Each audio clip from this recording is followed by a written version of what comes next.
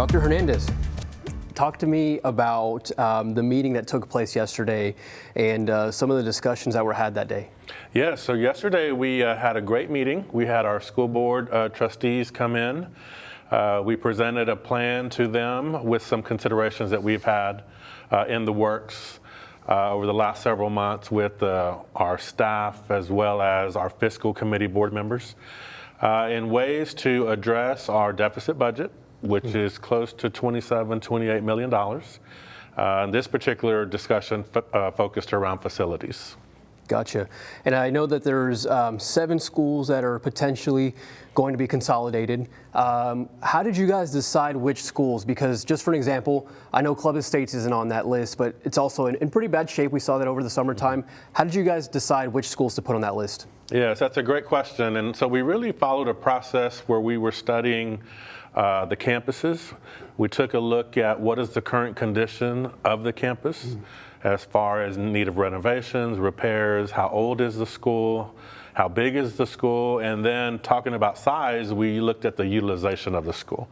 So in many cases, what was the school built for, how many students are zoned in that area for that school compared to how many kids are actually attending that school.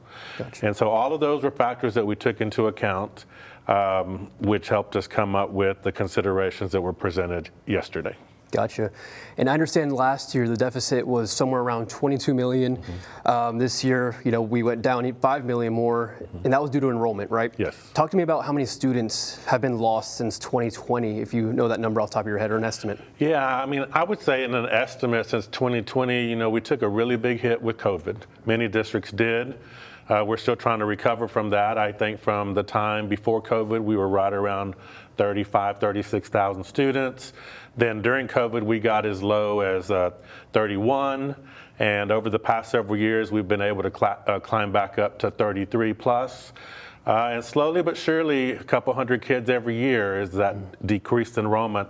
That is a big impact on campuses. And if it's already a small campus that's underutilized, it just makes it that much more difficult.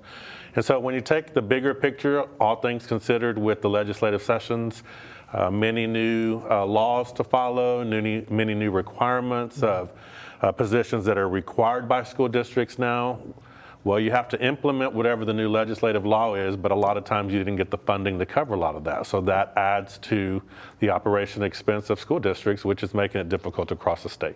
And that number, is it north of 5,000? Is it over 4,000? Just can you kind of give me that number of the loss? I would say anywhere between 4,000 and 5,000. Okay. Yeah. Gotcha. And I know a big part of this is, people are talking about job loss, in these schools that might be affected. Talk to me about that. I mean, we still know there's a lot of moving parts. We don't know how many schools are going to get shut down. But is there an estimate on how many jobs could be lost given that, the board does what it wants to do? Well, I think, that is always a big factor that we take into account. And if you stop and look at what we've done over the last several years, 10 plus years, when we've had consolidations of campuses, new schools, we've never run into the problem of people not having positions. It's hard to tell how many positions that would involve, mainly because through retirements and attrition, many people leave on their own. Many educators have reached 30 plus years and they want to do other things, as well as you don't have as big a pool of applicants coming in the younger generation into teaching. So it presents the situation that we're dealing with nationwide. But I'm confident to say that because that has been the case in years past when we've merged schools together, there are always positions out there for our employees in whatever they do. It obviously is not going to be at the same school. In some cases, it may not be even the same exact job, but it has not been an issue in the past, and we'll certainly work through that. So I skimmed some of that meeting yesterday, and it was said somewhere in there, I can't remember exactly who said it, might have been you, that 80% of the district's budget is salaries, and that's how the district's going to be able to knock out some of this deficit. Can you speak on that further? Well, to some degree, what happens here is that you have many campuses that were built back in the day. These schools that are being considered for consolidation are 40, 50, 60 years old. In that time, they were built very, very small. 400 or 500 kids capacity. And what has happened is that in Corpus Christi, we've seen a shift in the population, a lot of it going out to the south side of town, along Yorktown. Even the north side, central part of Corpus is shifting. So the schools that are on this area of the city have much fewer students. At one time they were thriving, but now you see a lot of older parents, grandparents living in these neighborhoods with very few children. And in some cases that are in this consideration is a school could have as many as 500 kids and be down to 200 and something kids. And so utilization-wise, that's the part about the utilization, we're trying to make sure that we can be more efficient on the number of schools we have where we're filling the schools up with students. It's just a much healthier population of students. You can offer more to your students in clubs and sports and programs, and that's what we want to be able to do. You also can staff the school accordingly and appropriately with the right teachers to student ratio, administrative staff, nurses, counselors, and so on. And I understand that you guys looked at the utilization to decide where some of these schools could be moved to. With that in mind, kind of break that down for people as far as to someone who might think, well, all these schools are going to be overcrowded now. Talk to me about that. Yeah, so that will not be the case. I can say that with confidence. Because the schools that are being considered, these were the schools that had a lot of space. Okay. So even taken in one school, sometimes two, there'll still be maybe at 80–90% capacity with still room to fill. In other cases, they're not going to be that high, but that's because we recognize, for example, that some of these newer schools still have parts of their community neighborhoods that still need to be developed. Those are going to be new subdivisions where they will be able to fill up the number with their own community. The other thing too is that in current situations where students are in these older schools, 50, 60 years old, they'll have the opportunities to go to a newer school. Even in the last 5 years, even in the last 10 years, these schools are much newer, much more modern, built in a completely different way. And I could see many of our families where they may feel, I understand I'm losing my neighborhood school that's 60 plus years old, but I now get to attend a school that's 6 years old. And what would you say to a parent who's concerned about the logistics? We're talking, you know, I got to bus these kids now, or this parent might have to drop them off way further. Yeah. I'm not exactly sure the distance from each school. I'm not going to pretend that I do, but I'm assuming that might be the case for some parents. How do you address those concerns? Yes, that's a very valid concern, and that is something that we kept at the forefront of all of our conversations. Our board members, our administration, is transportation will be provided to all of our students. That is a factor. As a parent myself, you know, we always want to make sure that our students are safe going to school, have safe routes, transportation provided if they need it with our buses, bus drivers, everything included was in the conversation. Gotcha. This is just a kind of an offhand question, but with Custoris, I understand that that was on the bond in 2024. Did that play a factor into your decision to potentially close that one, given that it failed? No, it did in a way, but necessarily it just came down to condition of the school. Okay. Custoris is one of our oldest campuses. We have a few of these schools that you're going to see in these considerations. They were built with 2-story buildings in an elementary school. That can present some challenges. The younger kids aren't able to go up onto the top floors, so you have a lot of other limitations that you have in those type of designs. Right. So moving the kids from those not just old schools, but we looked at the design of the school, again, how many kids are in the school, and where they would be going to just improve their day-to-day school experience with newer buildings. Gotcha. And correct me if I'm wrong, but whenever I saw that list yesterday, I saw some speculation that it was an all or nothing list. That's a good point. I saw that, you know, watching the meeting, that there's plans within these elementary schools and the middle schools. Kind of break that down for me and talk to me about what's, I guess, the best case scenario, the worst case scenario, if you can, because if I'm not mistaken, there's 3 plans within yes. the elementary schools and the middle schools. Right. I'm so glad you brought that up. That is very, very important. Is what we've presented as considerations to our school board is the bigger picture. It's going to be up to our school board through the feedback of the community to decide just how much we want to do all at one time. So one of the plans involves just elementary schools, then we'll have another with some middle schools, and then a third with 3 middle schools, our board can decide after the feedback. We can do just elementaries. We could possibly consider elementaries in 1 or 2 middle schools, or we can just decide to do all of it. Sure. And so that's why it's going to be important that once we come back from the Thanksgiving break, set up the community feedback sessions, get into the schools and listen to our parents, and then have a decision hopefully be made in January on how we're going to proceed. Gotcha. Have a few more questions. Sure. Going to just a human element side of it, I interviewed this grandmother at Sanders this morning, and she said, I'm devastated. You know, I love the principal here. He greets my grandkids. He's a good guy. He makes sure that he checks on the kids every morning. Given that there's uncertainty, yes. You know, what's your response to parents who might feel sad about, you know, that situation? They're comfortable where they're at. I mean, how do you kind of tackle that? It's a real issue. You know, have been through this many times, and it's no easier once you've done it 5 or 6 times or as compared to the first time. I love the fact that we get to hear that, where the families are really connected to our principals and our teachers, and we love our principals and teachers too. We understand the emotion and the connection that's with these schools, and many of these grandparents attended those same schools, mothers, fathers, aunts, uncles. We recognize that, and that's why we want to take the time to listen to all the feedback and help them understand too that while that is recognized, there are other factors that have come into why we have to do what we have to do.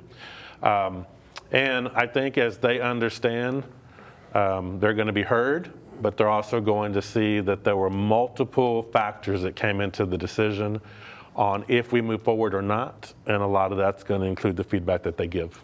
Gotcha. Going back to the money side of things, what's the projected savings given that, you know, these schools close? I know that'll kind of depend on how many, but what are the potential savings, and what would the district plan to do besides obviously cut down on that deficit with it?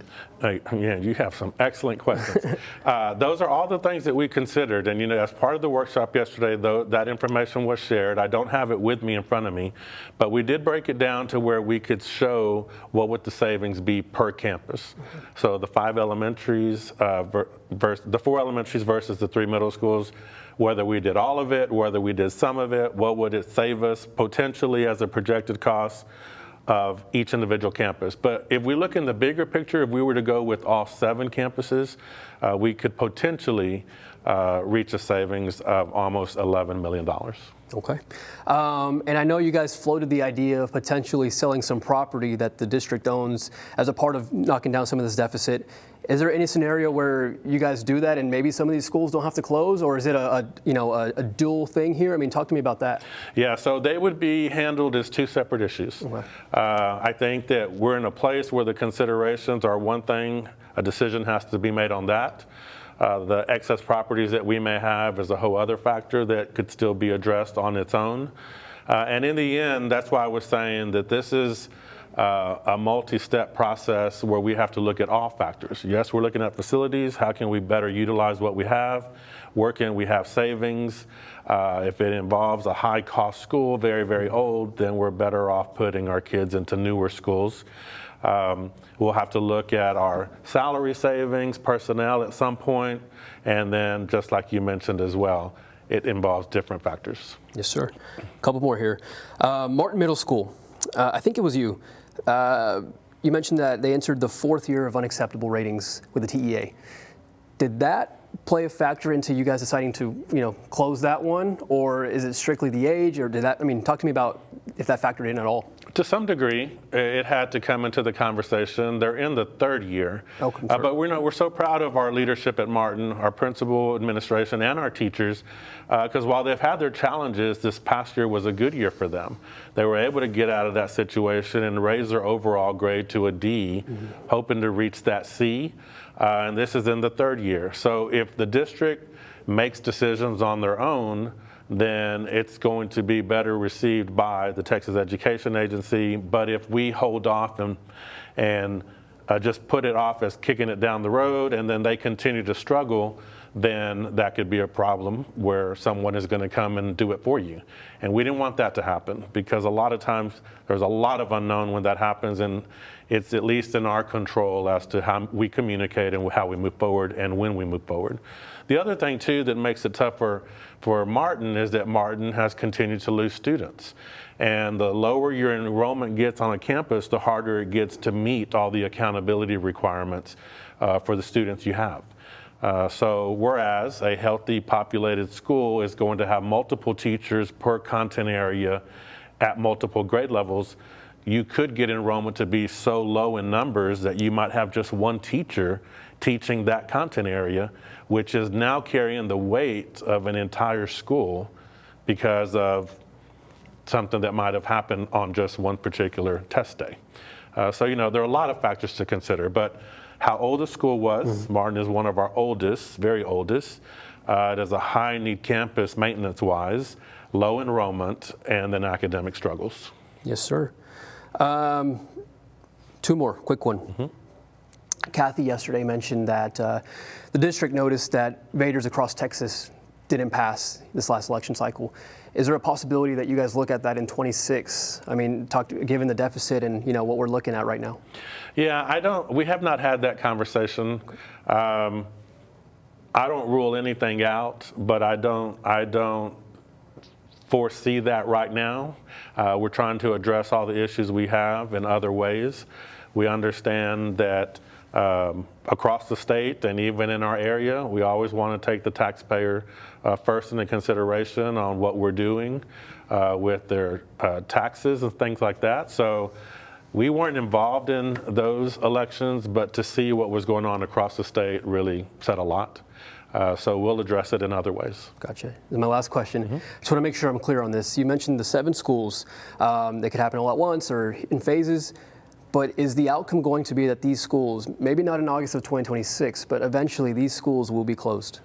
I would say it's inevitable that we definitely have to target and address what our issue is, and that's a deficit budget.